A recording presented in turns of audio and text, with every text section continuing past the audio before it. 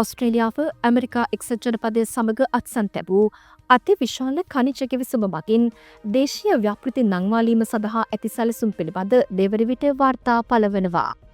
khනිජ සහ දුර්ලභ පස් පිළිබඳ මෙම කිවිසුම චීන වෙළඳපොලේ ග්‍රහණයට එරෙහිව සටන් කිරීමට සහ ඔස්ට්‍රේලියානු ව්‍යාපෘති දෙකකට ප්‍රතිලාභ ලබා දීමට උපකාරී වන ඓතිහාසික කිවිසුමක් ලෙසයි දැක්වෙන්නේ.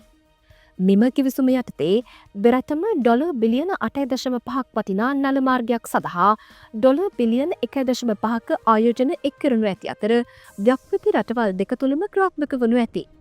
බටහිර ඔස්ට්‍රේලියාවේ ඇල්කෝවා සොජික්ස් ගැලියම් ප්‍රතිසාධන ව්‍යාපෘතිය සහ උතුරු ප්‍රදේශයේ අරෆුරා නෝලන්ස් ව්‍යාපෘතිය ඔස්ට්‍රේලියාව නම් කර ඇති ප්‍රමුඛතා ව්‍යාපෘති වනවා. ඇල්කෝවා ව්‍යාපෘතියට ඔස්ට්‍රේලියානු රජයෙන් ඇමරිකානු ඩොලර් මිලියන 200ක් දක්වා සහනදායී කොටස් මුදල් ලබා දෙන අතර එක්සත් ජනපද යුද දෙපාර්තමේන්තුව හරහා අප්තිකාරම් පිරිපහදුවක් ගොඩනැගීමට සහාය ලබා දෙනු ඇති. මෙම ව්‍යාපෘතිය අර්ධ සන්නායක පරිපත සහ සූර්ය කෝෂ නිෂ්පාදනය සඳහා භාවිතා කරන ගැලියම්හි මුළු ගෝලීය සැපයුමින් 10% දක්වා සැපීමටයි සැලසුම් කර ඇත්තේ. මේ අතර ඔස්ට්‍රේලියාව අරෆුරා නෝලන්ස් ව්‍යාපෘතියේ ඩොලර් මිලියන 100ක කොටස් ආයෝජනයක්ද සිදු කරනු ලබනවා.